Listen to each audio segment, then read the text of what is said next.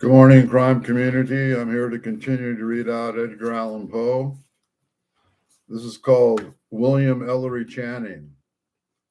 In speaking of Mr. William Ellery Channing, who has just published a very neat little volumes of poem, we feel the necessity of employing the indefinite rather than the definite article. He is by no means the William Ellery Channing. He is only the son of the greatest essayist deceased. He is just a person, despite of his clarum et venerable nomen, as Pindar would have designated by the significant term reg. It may be said in his favor that nobody ever heard of him. Like an honest woman, he has always succeeded in keeping himself from being made the subject of gossip. His book contains about 63 things which he calls poems, and which he has no doubt seriously supposes to be. They are full of all kinds of mistakes, of which the most important is that of their having been printed at all. They are not precisely English, nor will we result a great nation by calling them Kickapoo. Perhaps they are chimpanzee. We may convey some general idea of them by two foreign terms not in common use, the Italian pavro negoresi, to stuck like a peacock, and the German word for skyrocketing, Schwarmerzel. They are more preposterous in the word than any other poems except those of the author of Sam Patch, for we presume we are right and we are not in taking it for granted that the author of Sam Patch is very worst of all the wretched poets that ever existed upon earth. In spite, however, of the customary phrase about a man making a fool of himself, we doubt if anyone was ever a fool of his own free will and accord. A poet, therefore, should always be taken too strictly to task. He should be treated with leniency, and even when demand, he should be damned with respect. Nobility of descent, too, should be allowed its privileges, not more in social life than in letters. The son of a great author cannot be handled too tenderly by the critical Jack Ketch. Mr. Channing must be hung, that's true. He must be hung in terrem, and for there is no help under the sun. But when we shall do him all manner of justice, and observe every species of decorum, and be especially careful of his feelings, and hang him gingerly and gracefully with a silken cord, as the Spanish hang their grandees of the blue blood, their nobles of the sangre azul. To be serious, then, as we always wish to be, if possible, Mr. Channing, whom we suppose to be a very young man, since we are precluded from supposing him a very old one, appears to have been inoculated at the same moment with viruses from Tennyson and Carlyle. And here we do not wish to be misunderstood. For Tennyson, as the man imbued with the richest and rarest poetic impulses, we have an admiration, a reverence unbounded. His Morte de Author, his Locksley Hall, his Sleeping Beauty, his Lady of Shalott, his Lotos Eaters, his Oeone, and many other poems are not surpassed in all that gives to poetry its distinctive value by the compositions of any other living or dead. And his leading error, that errors which renders him unpopular, a point to be sure of no particular importance, that very error, we say, is founded in truth, in a keen perception of the elements of poetic beauty. We allude to the quaintness of the world chosen to terms of affection. No true poet, no critic whose approbation is worth even a copy of the volume we now hold in our hand, will defy that he feels impressed, that sometimes even to tears, by many of their affections which he is impelled by the prejudice of his education, or by the cant of his reason to condemn. He should thus be led to examine the extent of the one, and to be wary of the deductions of the other. In fact, the profound intuition of Lord Bacon has applied in one of his immoral apogems the whole philosophy of the point at issue. There is no exquisite beauty, he truly says, without some strangeness in its proportions. We maintain, then, that Tennyson errs not in his occasional quaintness, but in his continual and obtrusive excess.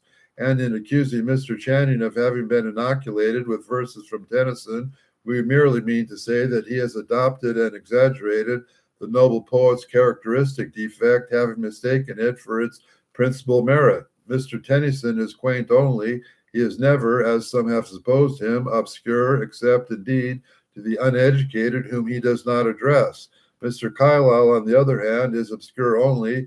He is seldom, as some have imagined him, quaint, as far as is right, for although quaintness, employed by a man of judgment and genius, may be made auxiliary to a poem whose true thesis is beauty, and beauty alone, it is grossly and even ridiculously out of place in a work of prose, and is in its obscurity, and it's scarcely necessary to say that he is wrong.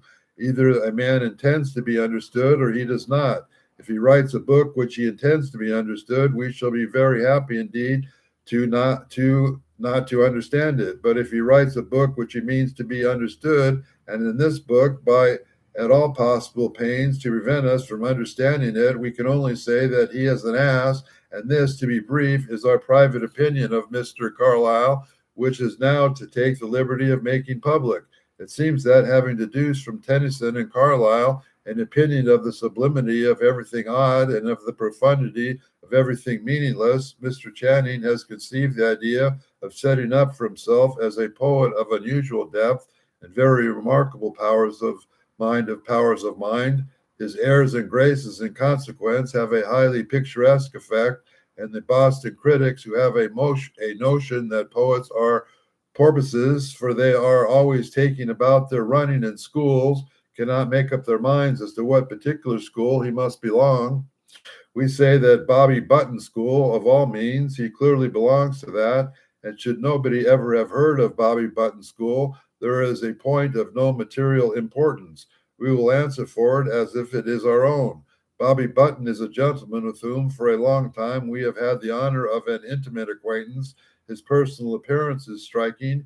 He has quite a big head. His eyes protrude and have all the air of saucers. His chin retreats. His mouth is depressed as it occurs. He wears a perpetual frown of contemplation. His words are slow, empathetic, and oracular. His these, ands, and buts have more meaning than any other men's polysyllables. His nods would have put Burleigh's to the blush. His whole aspect, indeed, conveys the idea of a gentleman, where that compels has to be pronounced as equivalent to the ambus, me on, at this.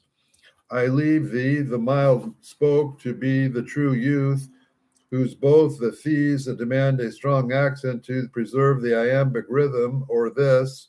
So in our steps strides truth and honest trust, where, to say nothing of the grammar, which may be Dutch, is not English, it is quite impossible to get through with the steps strides truth without dislocating from under the jaw.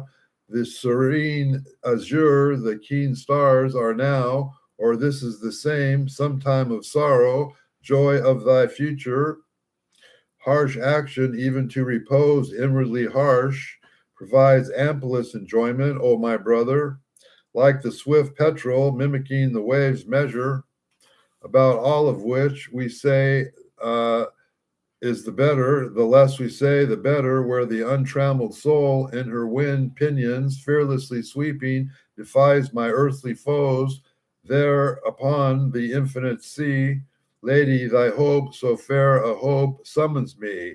The river calmly flows through shining banks, through lonely glen, there the owl shrieks, though ne'er the cheer of men has stirred his mute repose, still if you should walk there, you would go there again. Tune thy clear voice is no funeral song, for, O death, stands to welcome thee sure. These graves, you mean, their history, who knows better than I, is for the busy street strikes in my ear, each sound, even inaudible voices, lengthen the long tell of my memory tells. Just below, on the same page he has, I see but little deference truly, and it fairly puts the climax to methodical absurdity in the lines which follows. And here, as he might as well ask Mr. Channing in passing what ideas he attaches to infinity, and whether he really thinks that he is at liberty to subject the adjective infinite to degrees of compassion, some of these days we shall hear no doubt of eternal eternaler and eternalist. Our author is quite enamored by the word sumptuous and talks about sumptuous trees and sumptuous girls with no other object, we think, than to employ the epithet of all hazards and upon all occasions. He seems unconscious that it means nothing more than the expensive and costly, and we are not quite sure that either trees or girls in America, either the one or the other, for love, Mr. C prefers to say was loving and takes great pleasure in the law phrase, the same. Both peculiarities are exemplified at page 20, where he says, the maid was loving his enamored name. It is fond also of inversions and contractions and employs them in a very singular manner. Now may I thee describe a paradise? Thou lazy river floating neither way, me figurest, and yet thy banks seem gay. Men change about that heaven above, not more, meaning that men change so much that heaven above does not change more. But so much the soul hast thou within thy form, than luscious summer days thou art the more, by which we should imply that the lady has so much soul within her form that she is more luscious than the luscious summer days. Were we to quote specimens from under the head of the utter and irredeemable nonsense, we should quote 9/10 of the book. Such nonsense we mean in the following. I hear thy solemn anthem fall of richest song upon my ear, that clothes thee in thy golden pall, and this wide sun flows on the mirror. Now let us translate this. He hears, Mr. Channing, a solemn anthem of richest song falls upon his ear, and his anthem clothes the individual who sings in it, that individual's golden pall, in the same manner that, or at the same time when the wind rides, sun flows on the mirror, which is all delightful, no doubt. How shall I live? In earnestsome. What shall I do? Work earnestly. What shall I give? A willingness. What shall I gain? Tranquility. What do you mean of quietness, in which I act and no man bless? Flash out in action infinite and free, action conjoined with deep tranquility, resting upon the soul's true utterance, and life shall flow as merry as a dance. All our readers will be happy to hear, we are sure, that Mr. C is going to flash out. He expresses very similar sentiments. My empire is myself, and I defy the external. Yes, I rule the whole or die. I will be observed here that Mr. Channing's empire is himself a small kingdom, however, that he intends to defy the external, whatever that is. Perhaps he means the infernals, and that, in short, he is going to rule the whole or die, in which we are very pauper indeed, and nothing more than we have to expect from Mr. C. Again, he is rather fierce than otherwise. He says, we surely were not meant to ride the sea, skimming the wave, and that so prison small, reposing our infinite faculties utterly, booming like a roaring sunlit waterfall, humming to infinite abysms. Speak loud, speak free. Mr. Channing not only intends to speak loud and free himself, but advises everybody else to do likewise. But his own part, he says, is going to boom, to hum and to boom, to hum like a roaring waterfall, and to boom to an infinite abysm. What in the name of Beelzebub is to become of us all? At page 39, while indulging a similar burst of fervor and of indignation, he says, thou meetest a common man with a delusive show of can. And this passage we quote by way of enhancing what we consider the only misprint in the book. Mr. Channing could never have meant to say, thou meetest a common man with a delusive show of can. For what is a delusive show of can? No doubt it should have been, thou meetest a little pup with a delusive show of tin cup. A can, we believe, is a tin cup, and a cup must have been tied to the tail of the pup. Boys will do such tricks, and there is no earthly way of preventing them, we believe, short of cutting off their heads or their tails of the pups. And this remarkable little volume is, after all, by William Ellery Channing. A great name, as it has been said, is in many cases a great misfortune.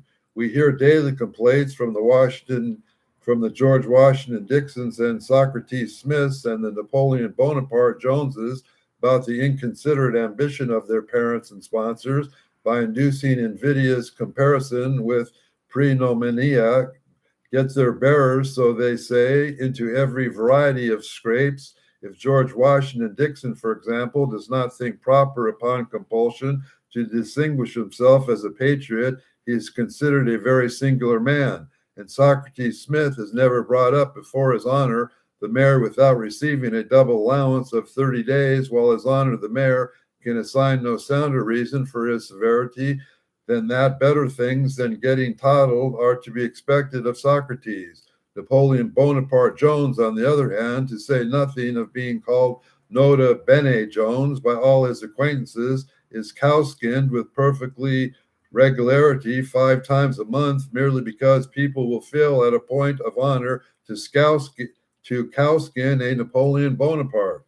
And yet these gentlemen, the Smith and the Joneses, are wrong in toto, as the Smith and the Joneses invariably are.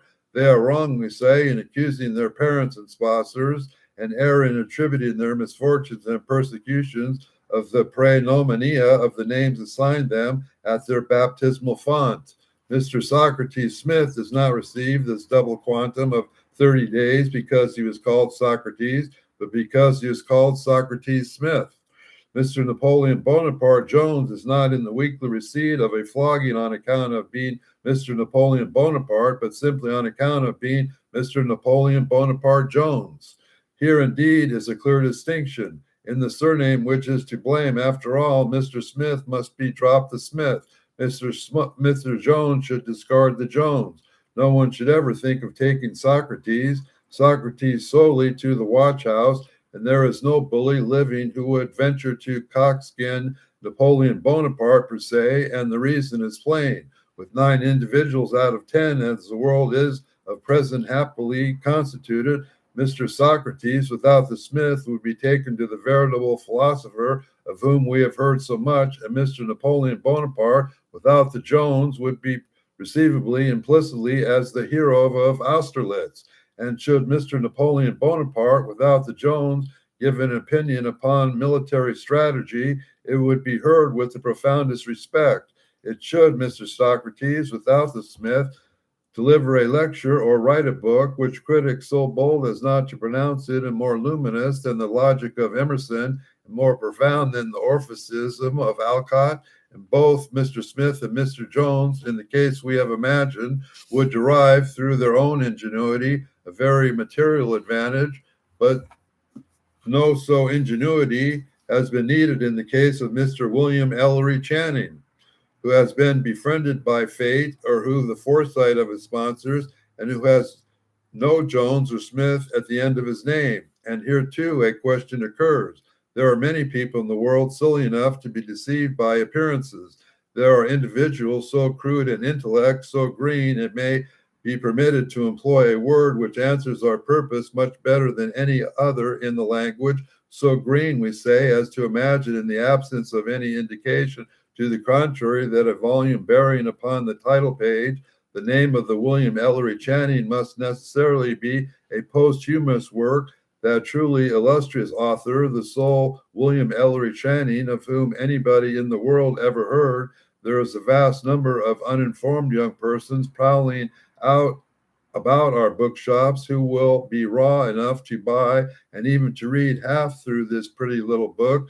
God preserve and forgive them, mistaking it for the composition of another, and what then, and no books made as well as razors to sell, and poet's name as William Ellery Channing, as it is not, and if a man has not a right to use his own name, not to use of what he is a right, and could the poet have reconciled it in the conscience that he has injured the sale of his own volume by any other uncalled for announcement upon the title page, or in the preface, or in the effect that he is not the father, but only of his father's own intelligent son?